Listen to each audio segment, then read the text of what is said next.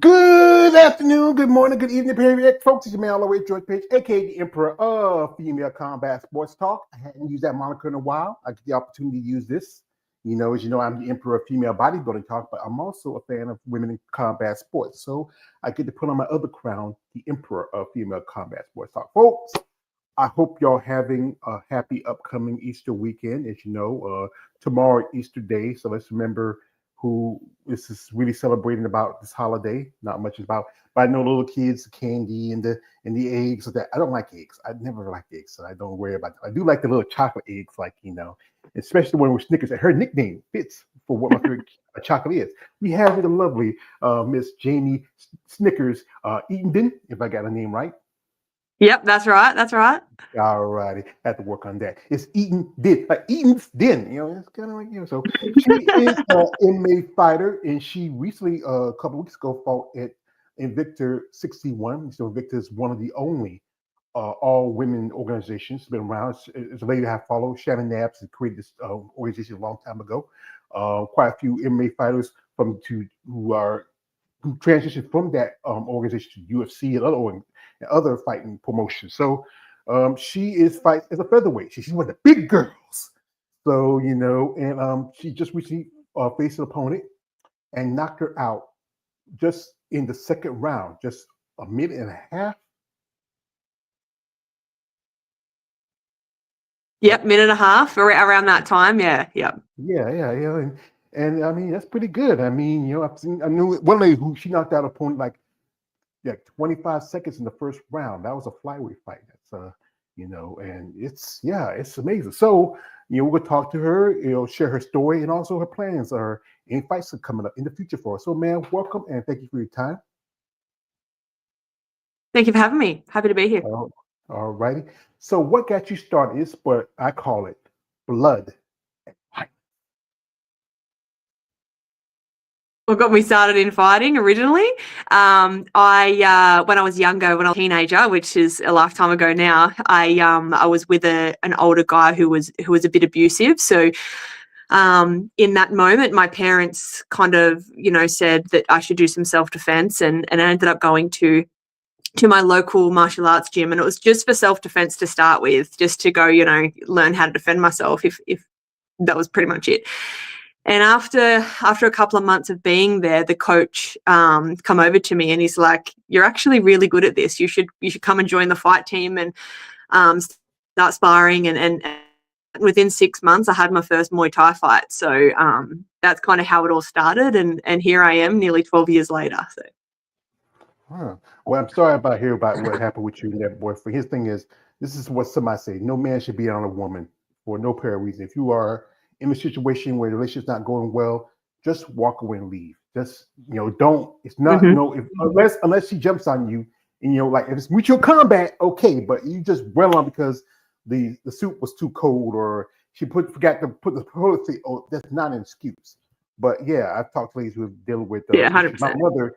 Yeah, my mother, she was, her father, even though together 55 years, their relationship was kind of a bit abusive, but I've seen it growing as a kid. So you started in Muay Thai, and then you Mm. also done boxing too.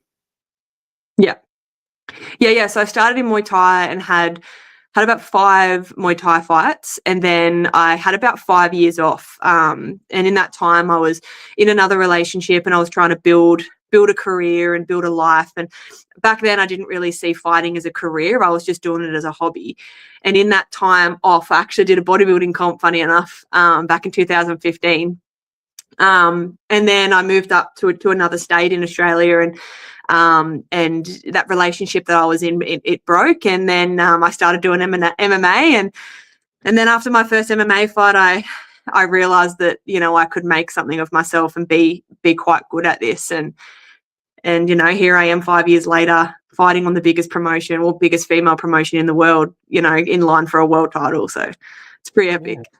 that's pretty good. And you had a stint in bodybuilding. As you know, my channel is mostly about women in bodybuilding, and I'm a fan of the sport. I'm a fan. I have a crime. I'm a muscle person. I just love y'all buff, muscular women. But there's some ladies in MMA martial arts who are very muscular, very fit. What got you into bodybuilding for that minute? At the time I couldn't compete as a fighter, and I've always had a level of athleticism about me where I've always got to compete in something, whether it's swimming, running, biking, fighting, whatever it is. And at that time, I was working with a group of people at a gym, and they were all pretty much bodybuilders. And I got really close with one of the girls, and she was about to do a comp. So I was like, well, fuck it, I'll jump in and do a comp. And I did, I think it was about 14 weeks of prep around that. And yeah, I competed in the figure division and I went pretty well. I didn't win, but I went pretty well.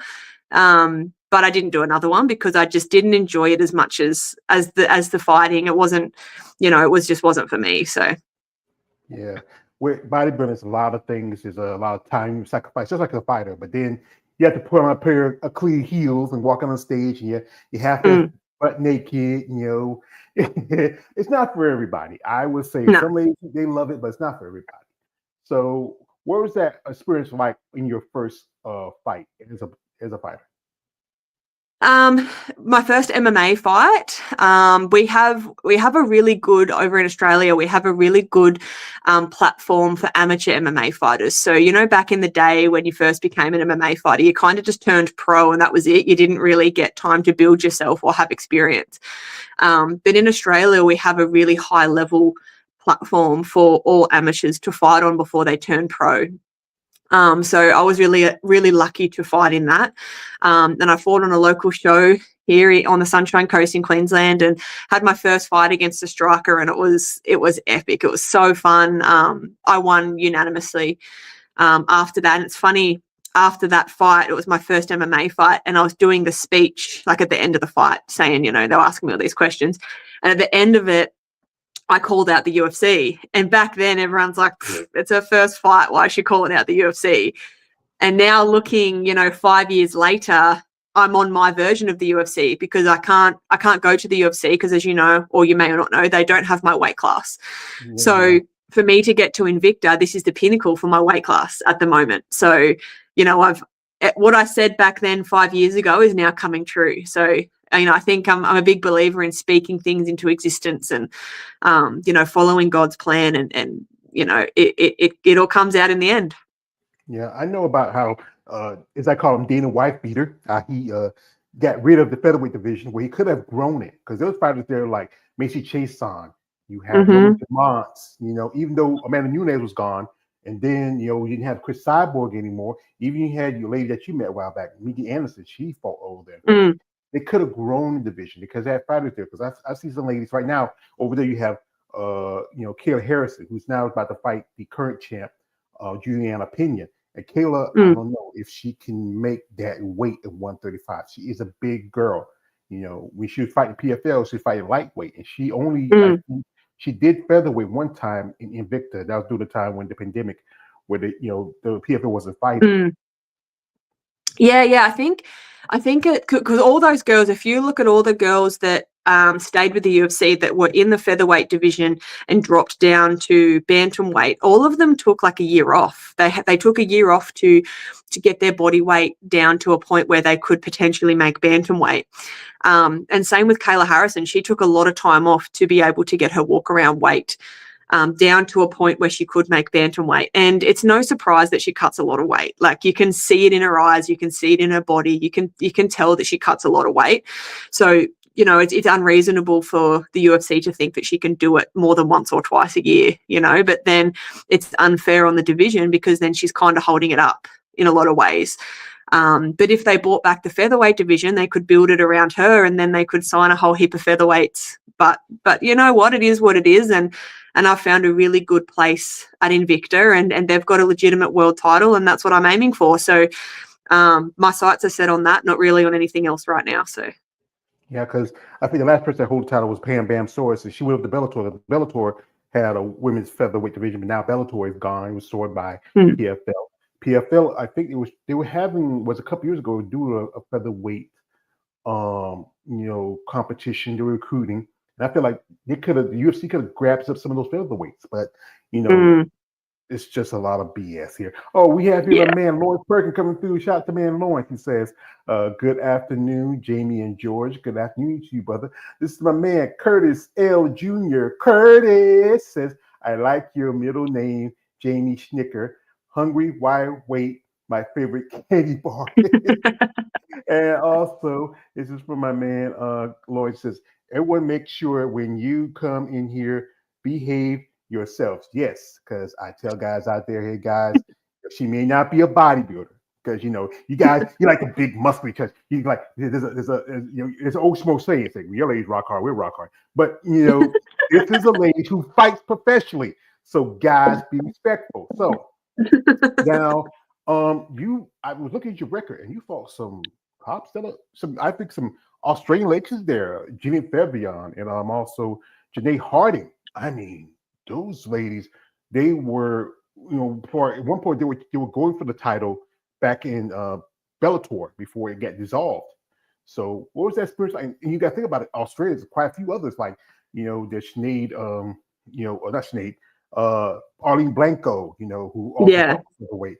We haven't seen her in a while since the Bellator ended. There's also Beck Rollins now who's fighting over in BKFC. I mean, also you saw Alex Volkanovski who just fought for the 135 title just past UFC pay per view. So Australia really's been pulling, and can't forget Megan Anderson, really put up some fighters. Yeah, look, Australia produce some talent. Hey, like I think over here we got that hard workiness. We work really really hard, and that shows. But unfortunately, we don't have that many champions. We have Volkanovski, which has got his belt back. We had Rob Whittaker back in the day, and Megan Anderson, who held world titles, but that's it. No one else has had one. We've got obviously Jack Della Maddalena fighting in a couple of weeks for the belt, but we produce a lot of top quality fighters, but unfortunately we just don't have I don't know if it's whether they're not championship quality or they just can't pull it together in those fights. But it would be cool if we could have heaps of champions in one go, kind of like Brazil or America. They've constantly got champions active.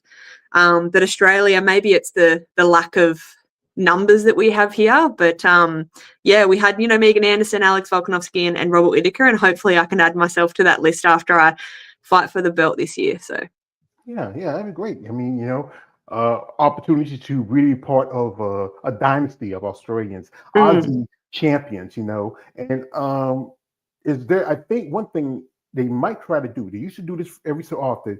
Do a Phoenix series because that's the one where you fight. Maybe 2 times doing one day, and then whoever fights for the title. Is that something you're hearing they might do for the return of the featherweight title?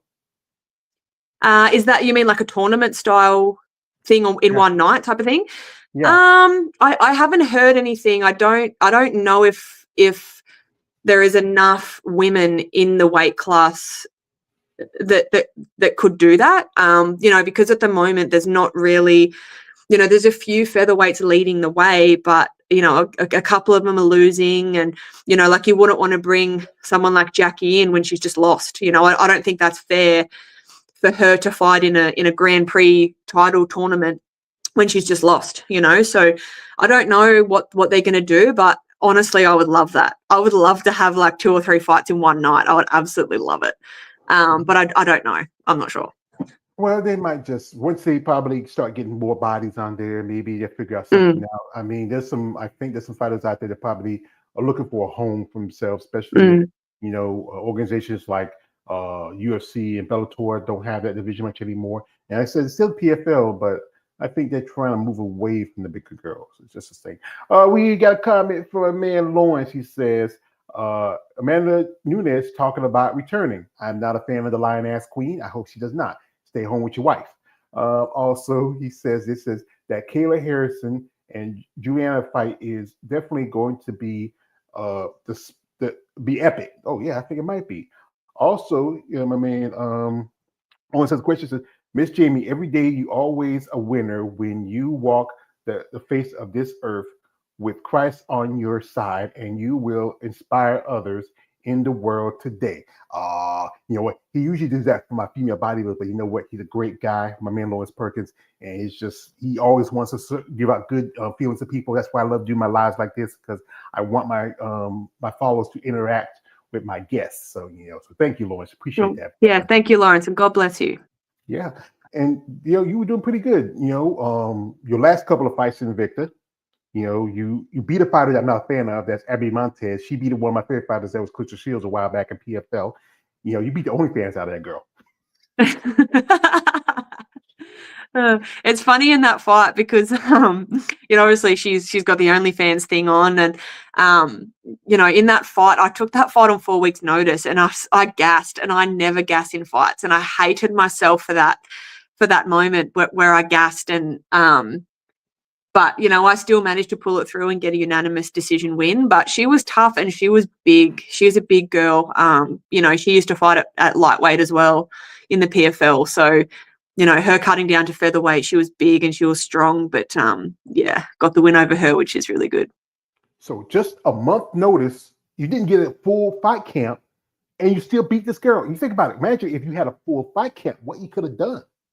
Yeah, I was just talking a bit about that with my coaches, and it's because when I fought Jackie, I was in shape. I was 15 weeks of prep. In the first round, I didn't even really leave first gear. I wasn't even puffing. Like it wasn't a hard first round. So I just think, imagine what would have happened with Abby if I was as fit as I was right now. But hindsight's a funny thing, like I had to dig deep and bite down on the mouth guard and prove that I was there to win and that, and then, proved it again, 12 weeks later or whatever. So. Yeah, you had to pull that spirit of Rocky Balboa in you, like Nick saying, when you hear that little angel on your shoulder, he'll tell you, "Get up, you son of a bitch." Mickey loves you.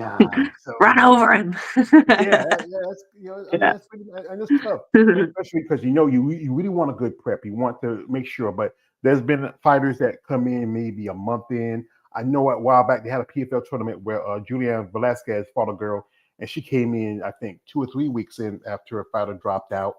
And still beat someone like Velasquez, who was a Bellator champion. It's just if you're determined enough and you're willing enough, no one can stop you. We have a comment from my man. Shout out to my man, Lawrence, giving out good words. Hey, brother says, I believe you will break barriers as well. Keep on going, Miss Jamie. And also, he says, your name had there. Okay. Oh, you are more than welcome. All glory to God. I get a little older, sweetheart. My eyes are gonna fade out. So, but yeah, that's good, folks. What we're gonna do while Jack Jamie here, we're talking with her.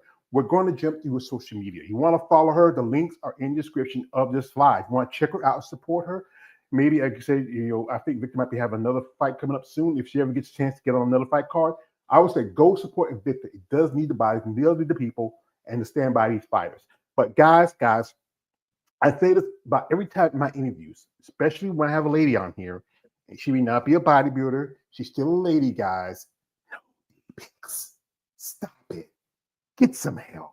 She has a cute little smile, and her name Fisher. She's thicker than a Snicker. But guys, come on. We don't want that.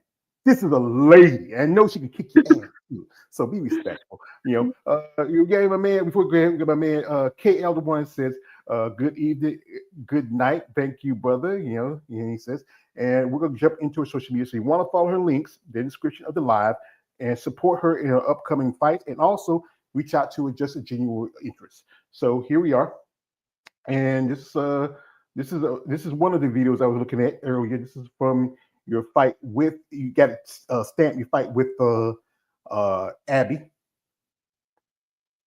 and it's fight from with Jackie.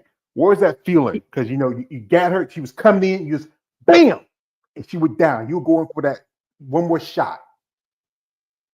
Yeah, it was a pretty amazing feeling because, like, if you watch the whole fight, you can tell that I was setting it up. I was waiting for the right hands, and I think they knew it too. I was setting it up with the low kick.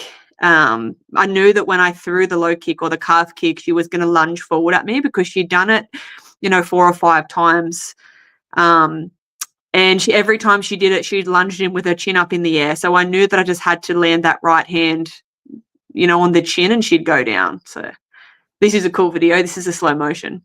Yeah. Here you go, and then she goes swing, swing, and you hit her, and ooh, Bang. she's like a Power Ranger. And you coming in just like, and the referee says, "Oh, whoa, whoa, whoa, whoa, whoa, whoa, whoa, whoa, that's enough, baby, that's enough. You ought to beat her down, yourself." But that was a great feeling. I mean, you come in here, and here is a little like post press conference. Hopefully, ship someone to drop it a start. Yeah, you'll find out. So we really want the other to connect. With the check left hook. I mean, she was talking shit, and then you talking shit, but that's what happened. And here's just also with the her fight against. Oh, that's with Abby. On the distance, we head to the judges' scorecards. The judges score the contest 29-28, 29-28, and 30-27, all in favor of your winner by unanimous decision, Jamie Snickers Edenden. And that was a good feeling. Like I said again, a month training for this fight, and still you win, and you win dominant performance. This is also a little bit. You can go to her also on the Facebook YouTube channel. You can find this little video. I think it's a post show.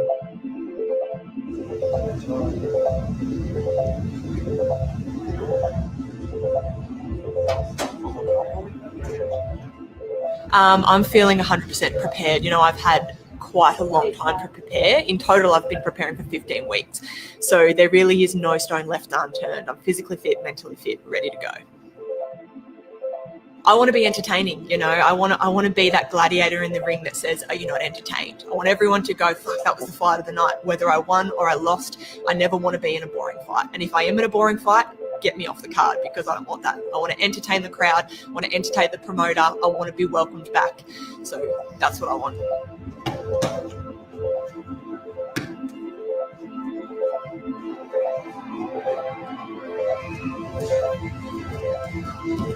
I've been working a long time for this, I've been doing this for nearly 12 years, and I've finally made my way to the world stage. I'm finally in a place where I can say that I've made it, So I'm ready just to keep pushing, keep excelling, and keep working my way to the top till I'm the champion.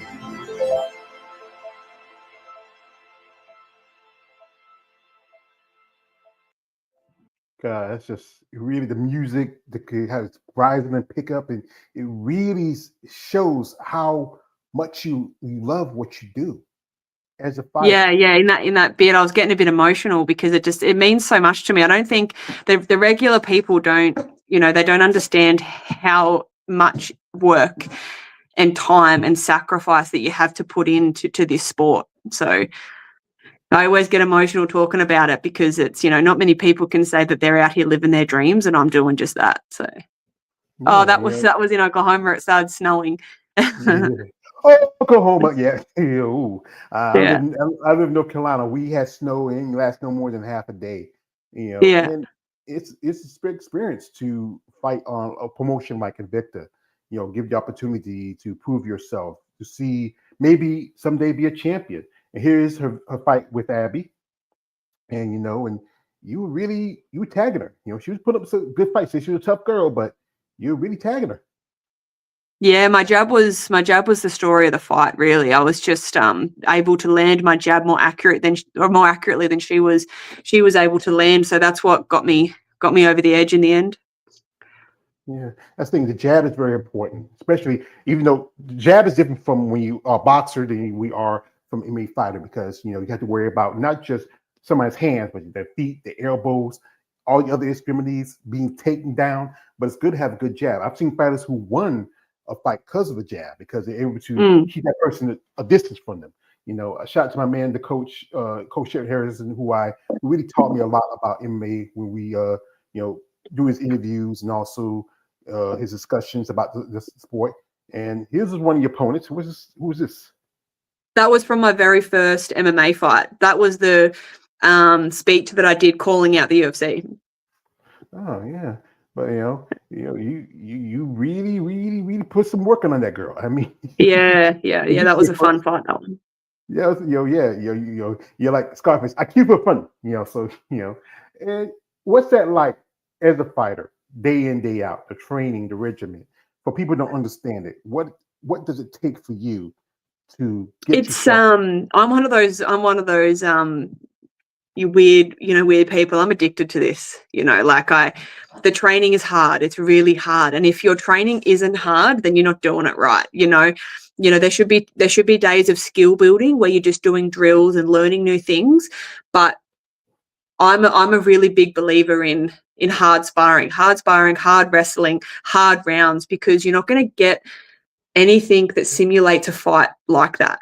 And I know there's a lot of gyms around, not so much here in Australia. It's kind of becoming more popular, but particularly in America, I've heard that gyms are starting to not spar very hard, and some people aren't even sparring at all. I think I'll get to a point where I won't have to spar that much or that hard. But right now, without those hard rounds, how are you going to know what the fight's like? How are you going to know what it feels like? I'm not going in there trying to take each other's heads off because they're my teammates and I love them. But I want to be pushed, and I want to be, I want them to give me their best self on the day. So then that pushes me to be better. So Yeah, it's good that, but also you got to be careful because you got to think about it. Injuries have happened doing sparring.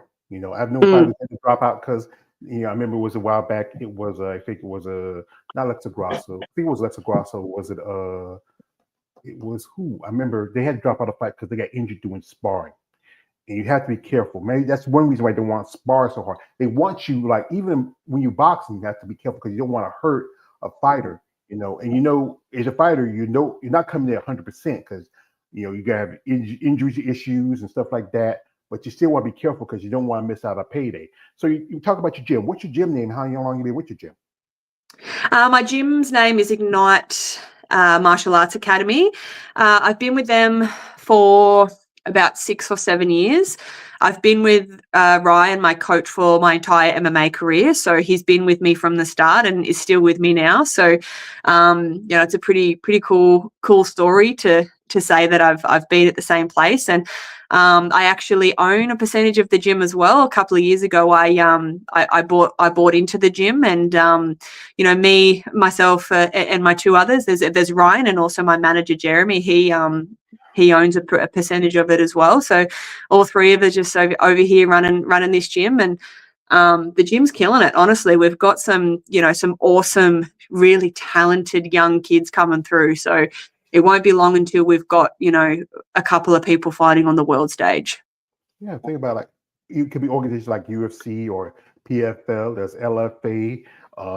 There was the organization called the Global Fight League, but some stuff going on with them right now is kind of shady. Who knows what's going on with them, really? Yeah, it's mostly a bunch of it's retirement. It's the new Bellator. It's a retirement home fighting organization. Yeah, pretty much. It's it's where they go to make money and retire, pretty much. Yes, Holly Holm is there. They're supposed to have a fight coming up, and then it's just that's the thing is I think it's hard for fighters to walk away from it. Even I know boxers who stepped away from it came back. The late great George Foreman, he took like almost over 10 years after he came back to box. Floyd Mayweather pops every now and then. You see guys like Rampage Jackson. Misha Cupcake. I call her Cupcake Hate Tate. I'm not a fan of hers. She came back after taking 5 years off. And now let's talk about Manny Nunez maybe coming back. Here we got comment from a man KL the Wonder. He says, punks jump up to get beat down. Damn, Jamie. He says she gave the Street Fighter 1, 2, 3 and Alpha. And also his question says, are you from the land down under? Says yes, she's from the land down under. But I saw you interview. You were originally born in Great Britain. Yes. Yeah. So I was born in England and I moved to Australia with my parents when I was 2. So Australia's given me everything that I have. So, I fight and represent them, but I never forget my roots. Yeah. What about your parents? What do you feel about the little girl going here and getting hit? I know your mom is saying, my darling, I don't want you to get messed up. You're so pretty. I don't want you to be like, the Nuns Society say, love you. I don't want you to get hurt. What their thoughts as their little girl in the fight game? My dad has kind of always liked it. He's been a big fan of boxing. My granddad used to box as well when he was younger, so he's always been a fan of it, but it never gets easier to watch. You know, he always gets really nervous, but he supports me. And my mum, when I first started fighting, she couldn't watch me. You know, she'd come to the event and buy a ticket, but she'd be in the crowd, like covering her eyes and stop it. But now, you know, 10 years later, now she's just like, she loves it. So, you know, I think they've gone from, oh my God, it's my little girl, to wow, like she's legit. So, and you know, touch wood, I haven't been badly injured in a fight. I'm kind of got that, you know, I'm good at hitting and not being hit in a lot of my fights. I'm sure the day will come when I'm having an absolute bloody war and it's one of those epic fight of the night moments, but I've done pretty well so far and I've been able to avoid a lot of damage. So, yeah, I've been pretty lucky on that sense. I remember a few years ago had a fight, and it was, if it was for the bantamweight title, it was Battle Angel versus, I forgot the other girl's name. She went to UFC after that. It was probably one of the bloodiest fights ever in I would say, women's mixed martial arts history. I mean, they were bleeding all over the place. I know the other lady, she went to UFC. I think it was Julia. What's the thing? I think she fainted because she was trying to make 125 in one episode, and then I think they cut her after that. Battle Angel, last time she fought against Nisha Tennant, and after that we hadn't seen her in a while. You know, yeah, it's a tough sport, and I think the thing is, you know, people don't want to see women, you know, to be bloody and stuff like that. You know, it's like, even when I talk about in bodybuilding, how the idea of women having muscle is kind of it shakes people's ideology of femininity. You know, I talk to ladies who have muscles. Like there's right now is a lady who I know, she's doing a show competing this weekend. Some ladies I've interviewed are competing this week. Today. I'll probably catch it later after I'm done with this. You know, just finished with the pre-judging this afternoon, and we're gonna do the finals later this evening. And it's tough to. There's a lot of sacrifice you have to make, and the time you have to put in, and the work you got to put in there. Yeah, oh, for sure. It's not, you don't really understand it until you're living it and breathing it. You know, like you have to have a good group of solid people around you, and you know, like I've lost friendships in this sport. You know, I've lost friends and people that I thought it would be in my life forever, but because of my dedication and discipline to this sport, sometimes you can't make time for people. Sometimes you can't, you know, go out for cocktails or go out and have a couple of beers, or even just simply go into a cafe to have some food. You can't do it. Because training and dieting and recovery has to come first. And I'm lucky now. It's taken me a long time to build a group of people and a team of people that have my back, but there's still, you know, still surprises you the amount of people that don't understand it, because you do have to sacrifice a lot. You have to give up a lot in this sport, and it's hard because people just don't understand, and it's hard for you to try and explain it. Yeah, often many ladies in bodybuilding tell me that it's also because they can't go out and do what you want to do. You can't eat like everybody else eat because they're strict on a diet or they're prepping for the show. You know that from experience being a bodybuilder for a minute. And I remember one lady told me how she came to a wedding of a friend of hers, and she had to bring her own food because, you know, at a wedding, what's the thing? Chicken, fish, or beef. That's that's what's on the menu, but you can't eat it. You can't even eat the cake because you're prepping for a show. You want to make your weight, because if you don't make your weight, especially if you're fighting for a title, you have to be like, you doing 145 title, you have to be either, at least you have to be at the like correct weight 145, or you could be a pound lower, but you can never be a pound over because as long as there's not gonna be a title fight. Here, yeah, we got here my man KL says, Mama said knock you out. He says, you know, how many days of the week you train? So what's your training like for you, you know, during the week? I train 7 days a week, but I do have one day where I don't train as hard. So I call it an active recovery day. So I might go for a swim or a walk or something that's just a little less taxing on the body. But 6 days a week, I'm training really hard, 2 to 3 sessions a day. And I train, you know, all different disciplines, which you have to for MMA. Plus I'm doing my strength and conditioning and all of my cardio outside of that. So yeah, 6 days a week, 2 to 3 sessions a day. And then I have one day a week where I just kind of chill out and just do, swimming or walking or something. Mm-hmm. What's your, like, when you're in gym, what's your favorite thing you like to do? What's the thing you say, damn, I don't want to do this shit? That I don't want to do, you mean? Yes. Which is your Yeah. favorite? Which you don't want to do? Okay, my least favorite, the thing I hate the most is jujitsu. I hate jujitsu. I do it because I have to do it. And I'm not actually that bad at jujitsu, but I just don't like it. And I'll tell you why, because my favorite day of the week is sparring. Yeah.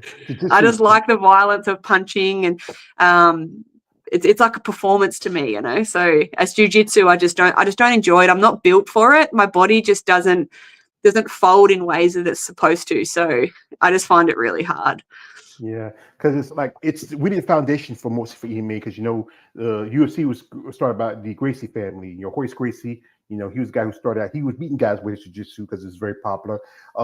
Guys who box fans call it BJ, call it BBJ, Brazilian blowjob. So he was just crazy because you're always pulling you on and out, like And do you spar with women or men? I spar with men. I wouldn't want to spar with you in a Brazilian in your jiu-jitsu. I don't know. Me personally, I wouldn't want to be rolling on a mat with a woman. You better not smell good. And he said, "Jim, you smell good today." I say, "Ugh." So but yeah, everybody has their favorites. I mean, that's the thing about training. You have to find the thing you like and working with just as much on your strengths. Here we got my man KL. He's a fan now. So I like your legs. Do you train on them a bit? I train legs every day because I'm wrestling every day and I'm, doing things that require me to be powerful with my legs. But I don't do, the old conventional bodybuilding workouts anymore where it's just legs or just quads or just glute based. I don't do any of that anymore. All of my strength and conditioning workouts are to build speed, power, endurance, stamina, that sort of thing. So I still squat and do all that sort of stuff, but it's not to build muscle. If I was to build any more muscle, I wouldn't be able to make weight. So I've got to be very careful of what I do and when I do it. Mm-hmm. And one thing, if you have too much muscle, when you're fighting, it can take a lot of blood, a lot of oxygen. There's a fighter, I think her name's Ariana Carlosi. This chick's built almost like a bodybuilder. And, she hasn't been too well in the UFC. Maybe she might need to get out of MMA and maybe do bodybuilding for a living. It might be better for her. But I know quite a few fighters who also started wearing bodybuilding. I interviewed a lady she did some, good bit. She was a kickboxer for a good bit. I know some fighters who also were bodybuilders, I think Tisha Torres did some bikini competitions a few years ago before she had her daughter. I know, I think who else I'm trying to think of? A couple other ladies who had a stint in bodybuilding, but they went back to MMA because that's what he liked. Here we got my man KL says, what were you doing before the sport? So what was you doing before you got into sport? What was the thing you did? Well, I have been doing it for quite some time. I've been doing fighting on and off for 12 years. So when I was, like a teenager coming through, I was actually really good at a lot of sports. I was in pretty much every sports team at school. I actually used to be a really, really good swimmer. And when I was about 14, 15, my swimming coach, he actually pulled me aside and he said, "Hey, you could go to the Olympics." But back then I just wasn't interested in it. It didn't kind of, give me any purpose. So I just convinced my parents to stop taking me. And it wasn't until I started doing MMA in my late 20s. And then I was like, wow, this is my purpose. This is what I'm supposed to do with my life. But yeah, so probably swimming was probably the biggest thing that I did, but I also played a lot of team sports, rugby and soccer and all that sort of stuff that I was good at, but I was never good enough to make it anywhere apart from the swimming. So, which kind of sucks now because I look back at it going, God, if I just stuck with it, I probably could have gone to the Olympics. But it is what it is. Yeah, you never know when your life takes you where you want to go. Maybe sport wasn't for you. Something might happen. Like you might issues your ears or whatever. Because you got to find something that you like, what interests you. Because you enjoyed it, but it wasn't something you were really committed to. Here we got here from my man KL. He says this. He says, if it's bare knuckle fights, people outside the sport will get a little jumpy. It's very popular. Bare knuckles is a growing organization. Also, he says, no, we don't want to see women bloodied up, but those knockouts is wow, a bit impressive. Yeah, she is. When she just hit her in the chin, boom, she's down. And also, yeah, this one says it sounds like someone competing in the bodybuilding. No time for friends. Yeah, it happens. Like it's just like this is where I said this. Bodybuilders and fighters have so much in common, even though there are differences. Your diet, your consistency, your training. All that's involved with it. Like especially your dieting. Like after just ask a question. I ask you this, Jamie. After the fights, you've been on a diet. Where's that thing that was calling you? That thing you were craving? That thing that make you stranger, make you stronger?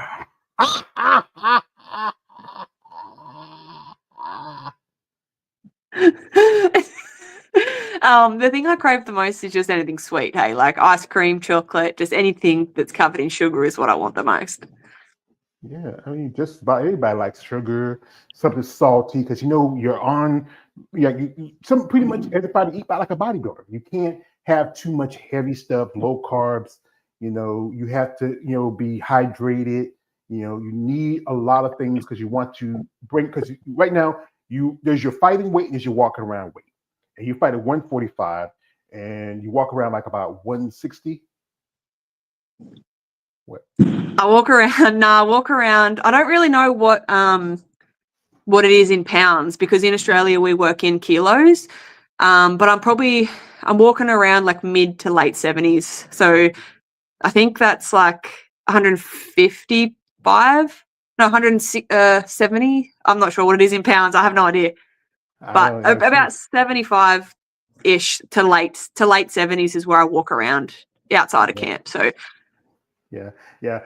We America, we got different metrics here because we're America. So but yeah, I think that's a big difference when you walk around weight and you fight weight because you want to come in because you be able to move because if you don't have any excess fat on you or instead of getting too much muscle mass, it can slow you down. Like you said again with your fight with Abby, you came in just in a month's prep and you were tired, you wear it out because you didn't get that full like your fight with Jackie, that full almost 3 to 4 months was enough time for you to get ready. But a month is not enough because we really have to. And cutting weights, this is the thing is cutting weights is really dangerous, especially when it comes to women, because women and men, our bodies are different. I mean, we can cut weight pretty good. I remember I was over 500 pounds because I took care of my mom for a long time. She was sick, and I wasn't taking care of myself. I put myself to the side, and then I saw how I really was getting a lot of weight. So I decided, what? Let me pull up a few things. Let me change my diet. I'm not going to be perfect. I'm not trying to be a bodybuilder. I'm not trying to be a fighter. Just trying to find something to help me live a little longer. And I'm now at like under 400 pounds. And it'll take us men because we have natural testosterone in our system. It'll take us long to lose body mass. But it's hard for y'all women because women, you have higher BMI, you have it in your hips, your breasts, other places where we don't have it. Yeah, exactly. For women it is harder for us to lose weight, and we do get to a certain point where we call it essential fat. I think they call it the same in bodybuilding. It's essential fat, and once you go below that essential fat, your body can't do its natural functions as a female. So as a female, as you know, the goal of the female is to have a baby, right? So when you start getting super lean and really muscular, and some women lose their periods and they're just not healthy. But sometimes to be able to reach the certain weight or a certain physique, you have to do that. Like I don't have a choice. I probably should be fighting at 155. That's more of a natural weight class for me. But to get to featherweight, it's hard. I have to have notice to be able to get down to that weight. I can't just do it like randomly. I've got to know about it and be able to talk to my dietitian and my coaches to be able to get to go down in weight. But I do see a lot of comments from people in regards to men's MMA, and they're like, well, why are these people cutting so much weight? Why don't they just go up in weight? And it frustrates me sometimes because people are like, why are they cutting so much weight? Just go up in weight. But it's not as easy as just going up in weight. It's not as easy as people think it is. Like, because then when you go up in weight, you're fighting heavier people. But as a woman, unfortunately, we don't have the option. The heaviest weight class is my weight class. So I don't have the option of going, oh fuck it, I can't make featherweight anymore. I'm just going to go up to lightweight because there's no girls.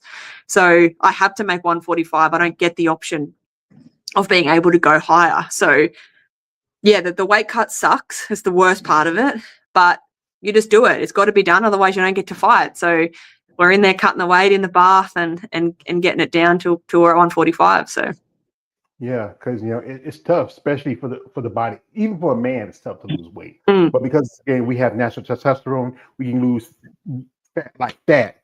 Some of it's not all. Some of it can be water weight, but then it takes the time. You need that more time. Especially, I think there should be more guidelines, especially for women, especially for your safety. Yeah. Because there was a while back a young lady who was cutting weight for a fight. She was like 12 weeks out at the time, and she died. And she was taking diuretics, and that's not healthy for you. You have to be. It takes time. You don't want to rush it. But everybody, especially with our young people like yourself, you're a young person. You want everything quick, fast, in a hurry. But it doesn't work like that. It takes time. No. And also, I say this often: you must understand the process before you trust the process. What's involved in it? And people, like I talk about on my channel, we do podcasts every Monday. We talk about how education is important for anybody. It's easy for people outside saying, hey, you can't, yeah. But if you don't know it, educate yourself. Ask questions. Say, hey, what's involved in it? What you have to do? I want to learn. Be open and willing to learn. But if you're not, you're just gonna be ignorant. Here we got my man, shout out to Ben. Kelly says, what is the discipline you practice? So obviously I do MMA, but within MMA you have to be good at everything. You have to be good at striking. You got to do boxing. You got to do wrestling. You got to do jiu-jitsu. You got to have your strength and conditioning. So depending on obviously who I'm fighting and who my opponent is, will depend on what I focus on for that camp. So for my last camp with Jackie, because she's a really good wrestler, NCAA wrestler, I did a lot of wrestling. So I did a lot of wrestling, a lot of takedown defense, and all that sort of stuff. I still did the striking and still did all that, but I was mainly focused on the wrestling. But if I was to fight a striker, then I'd focus on striking. It just depends what the opponent is and who I'm fighting, and what my key to victory is what I'm focused on mainly for the camp. Yeah, because you got to be very versatile as a MMA fighter. Like there's some fighters like you look at Kayla Harrison or Ronda Rousey, who were maybe more judo. And if it wasn't more, if Ronda was more well-rounded, she wouldn't have lost her fight against Holly Holm. And Holly Holm had boxing, she was kickboxing, but she lost to Miesha Tate because Miesha Tate is a good wrestler. Man Nunes is good striking. Also she's a BJJ black belt. Everybody has to work on those things that make them a better fighter, and also improve on the things that helps them make them be a better fighter. Here we got a comment again from KL. He's a fan. He's really getting to this. He says, "You ever put someone to sleep in jiu-jitsu?" Nah, I don't train in the gym for. I don't think that anyone should be getting knocked out or getting put to sleep or anything in the gym. But if I was in a fight, 100%. If I got to that position and I had the opportunity to do that, definitely. But in the gym, I'm not going to do it to my training partners because I love them. But I'll put the pressure on them. But jiu-jitsu is not my game. It's not really what I like to do. I like the violence of punching. So if I was in a position to punch someone over a submission, that's what I'm doing. So you're just a fighter. You like to fight. You like to you want to put your hands. You want to go, like Rocky Balboa. Rocky Balboa, 100%. It's not about how hard you can hit. It's how hard you can take the hits and keep moving forward. That's how winning is done. He's just so into this. He says, "Do the men hesitate a bit to wrestle you?" So he's really asking these questions. He's really into it. No, I mean, I think there's obviously a major strength and power difference between a man and a woman. And any woman who thinks that they can stand there and beat a man, of just like, they need to be educated, because they just can't. So I do majority of my training I do with men that are bigger than me. And they put enough pressure on me to be able to work me and to give me really good work, but I know that they could turn it up on me at any time, and I couldn't win. But every now and then I do something really epic and really cool, and they're like, what the hell? How did you do that? But most of the time, but the reason I do that, the reason I do train with men is because, first of all, you can go hard. Like I can go really hard on the guys, and with no complaint, you know. So especially the bigger guys, a couple of the guys I train with are close to 20 kilos heavier than me. So I can go pretty hard on them and they don't complain. So we wrestle hard, we spar hard, but sometimes when I go with women, I really have to pull myself back and I can't train how I want to train.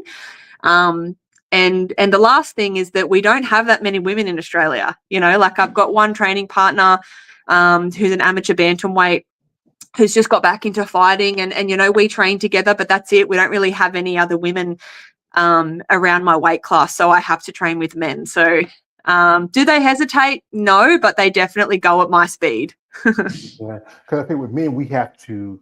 We know our strength, how far we can go, and even if you're going hard, we're going maybe 20-30% less because we don't want to hurt you. You know, I grew up, you know, west with my brothers, and you know, we were kids. You know, we can go hard because we can take it. But with a woman or just even a girl, you don't want to hurt her. You know, she can go and think, I can take you. Okay, I'll let you take me, but you know, but then you're just holding back because you want to, you know, also you want to be like the villain. And you know, like the other guys, I am a particular type of villain. I don't have a plan, baby. I'm just a dog chasing cars. You know, I don't want to do when I get one. Also, we have a comment from my man KL. He says, "So, in the other words, the women suck in sparring. My word." I wouldn't say it suck. It's just like I said again.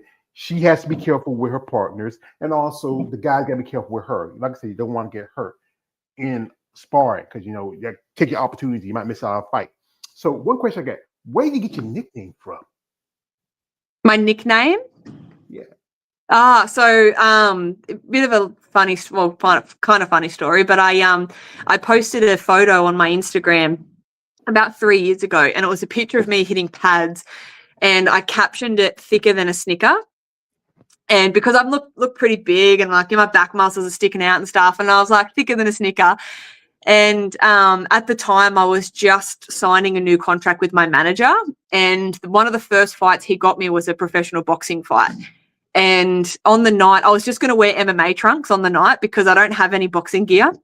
So I was just going to wear MMA trunks on the night. And then he gets me some shorts made and he gives them to me, and across the waistband it says Snickers. And I was like, that's the best fight name. Like, I have to keep that as my fight name because I love Snickers bars and I love chocolate. So I just kind of stuck, and I've been known as Snickers ever since.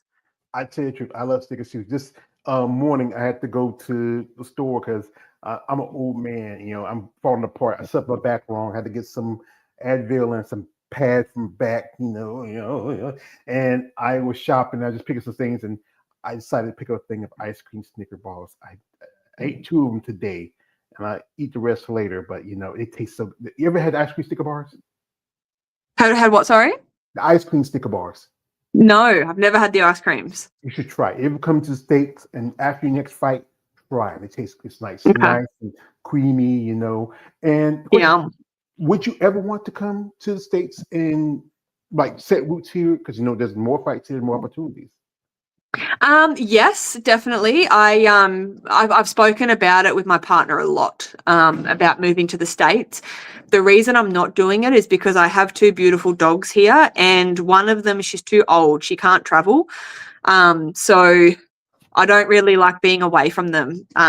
You know, they're kind of my soulmates. So you know, they're getting old now. So in the next couple of years, I probably will look at moving to the States and maybe living there for a couple of years. But at the moment, I'm here because of them. So, and obviously my gym, I own the gym and have to be here for that. But in the future, I definitely would love to come and experience life in the States for a couple of years. Well, yeah, it's a good opportunity. You know, right now, you know, where things are going right now. Oh my God. You know, they'll probably let you in because you fit the what they consider, you know, real immigrant, you know, whatever. But you know, just I would say, but okay. But you know, I'm not getting too deep in that. But yeah, it's like this. I remember it's a movie called Pretty Woman. There's a part in the movie where the guy says, "It's Hollywood. Everybody wants to come here." That's what America's like. Like it's a lot, like especially for bodybuilding, there's a lot more opportunity shows. most of the big MMA organizations are here, like UFC, Bellator. There's a one championship, but I think they don't even have anything past, I think, bantamweight for women. That's just that's not an option, but it is a pretty good organization. Here we got my man Kia. He says, "How many places you have traveled with your matches?" So what's the counting Australia and also other countries you haven't been to? Yeah, so I've obviously fought in Australia a lot. I fought in New Zealand a couple of times. I fought in England, and I've also fought in America. So, 3 or 4 countries that I've travelled to. But I think obviously because Invicta is based in America, I'll just finish out my career over there. But yeah, I'd love to fight everywhere, all over the world. I'll fight wherever they send me. So Yeah, you go wherever you go. I mean, yeah. yeah, you should, especially when you're young. I would say that's what regret in my life. I didn't do a lot of travel. I worked a lot. I mean, I was holding down 2 jobs at one time when I was younger, and and just when I had the money, I didn't have the time. But now I have the time, I don't have the money.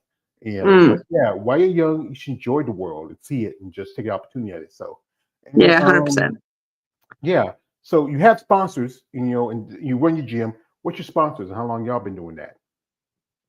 So I've been with some of my sponsors for quite some time. Some of them have been with me for my whole pro career. I've got a glove company that supply my gloves. They're Powerbox, Unbroken. They supply my gear. My massage therapist, Lisa at Phoenix, she's awesome. She's been with me for ages. She massages me. Flow Cryo, Apex, Buildings. But yeah, I've got some sponsors with me that are really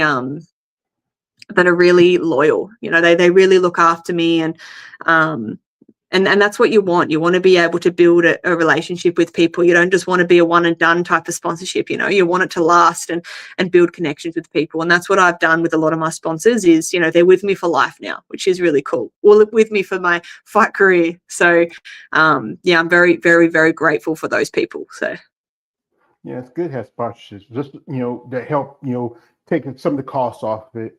Because as a fighter, you have expenses, and it's hard to have a full-time job as a fighter because you never know when you have opportunity. You have to go somewhere, you have to fight, you got to get ready, training. Are you have a full other than owning your gym? You have a other career outside of fighting?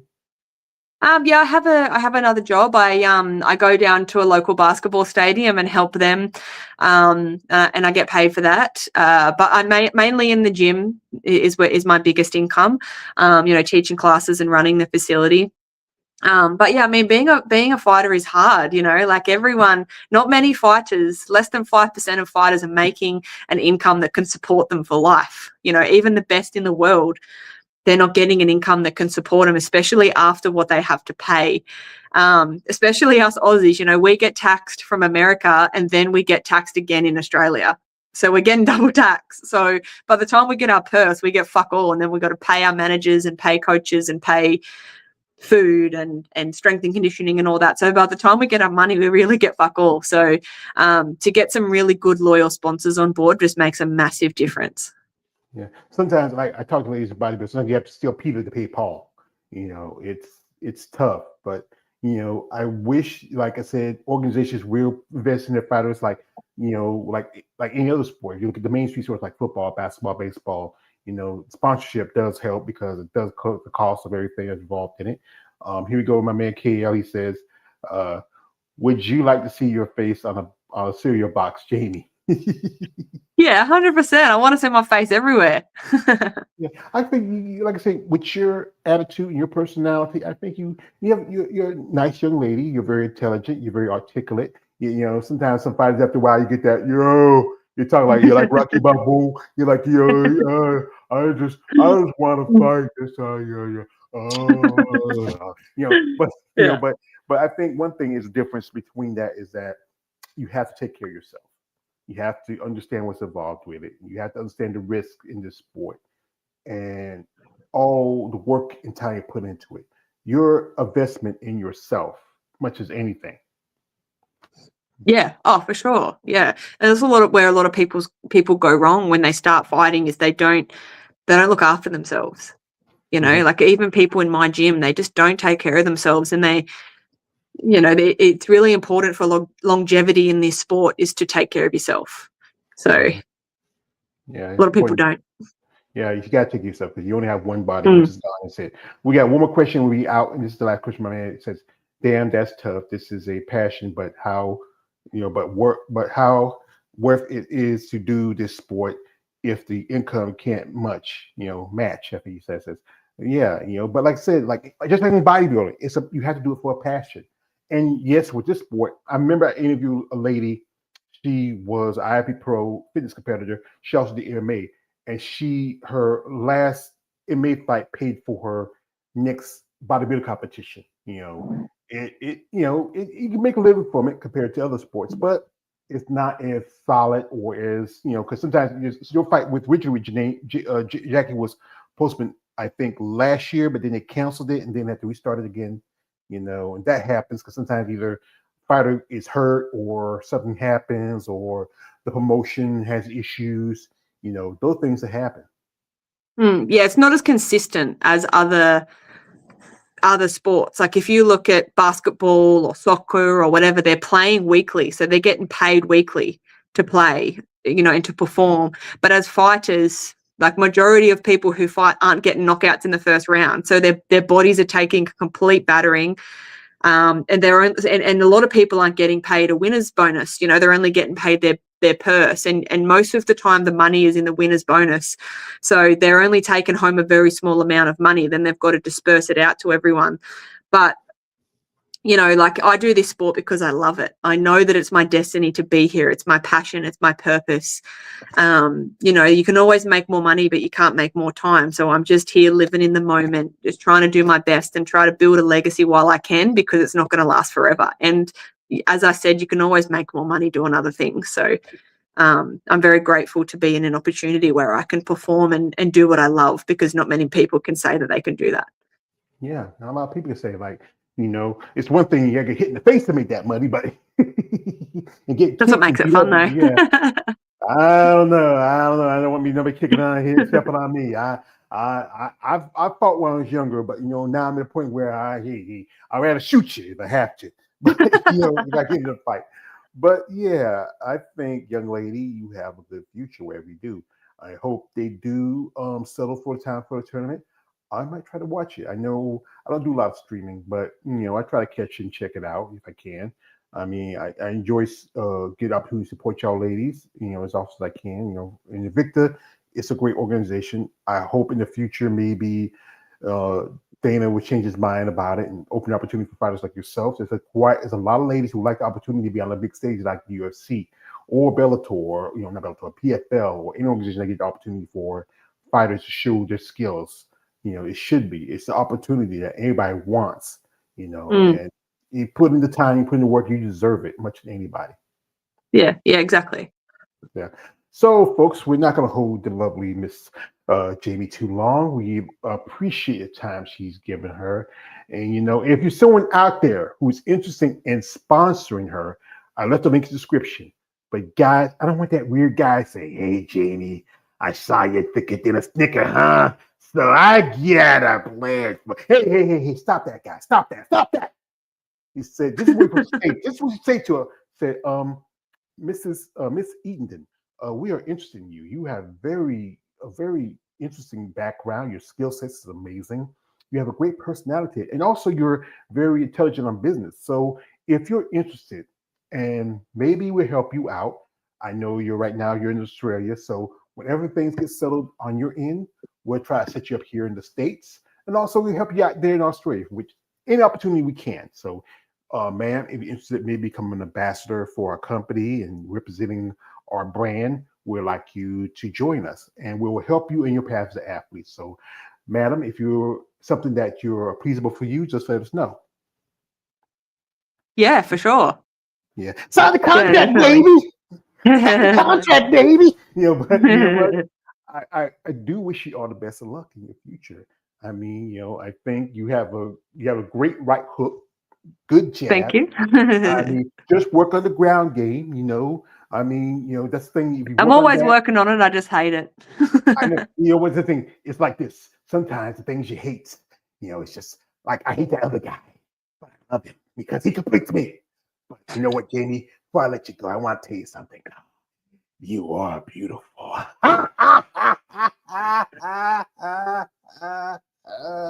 I'm sorry about him. I have to see a specialist about him, and I don't know, but But anyway, folks, we'd like to thank Jamie for her time. Wish her best of luck. Congratulations. Someday we might even see her as the next Invicta 145 champ. Or, yo, Dana, hey, bring back 145. Yes.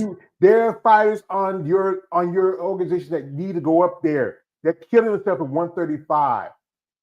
Common sense, man. Women are not built like men. They're different. Built different. Yes, built different. And you're like, and sure, and like in my old country would say, they sure party too. so Jamie, you have anybody you want to shout out before we let you go? I just want to always thank my teammates and my coaches, because they're the ones that put their bodies on the line to help me prepare. They turn up for me week in, week out, let me beat on them and vice versa. So I just want to say thanks to them. My manager for getting me the fights, and my family has always been so supportive. So yeah, that's good. Let you beat on them. He's like, you can beat on me. Jamie, like come home and say, Yeah. Jamie beat me. So like, yeah, you can take it. You can take it. But young lady, I wish you all the best of luck in the future. Thank you very much. To quote my man, The Dark Knight from Batman Begins, when Jim Gordon said to him, I forgot to thank you. He turned around and says, you never have to. Even if, like I said, anybody who wants to go up to me, if it's not Williams bodybuilder, MMA fighter, boxer, anyone who does these sports, I gotta get you respect. And you'll owe me no thanks. We do appreciate you for entertaining us fans of fighting, and we wish you best of luck. Thank you very much. All right. So, folks, I thank my man Curtis L. Jr. for coming through, my man Lawrence Perkins, my brother KL. Anybody who watched this live stream, follow me and follow also Jamie. Her links in the description of this live stream. Check her out. Support her upcoming fights.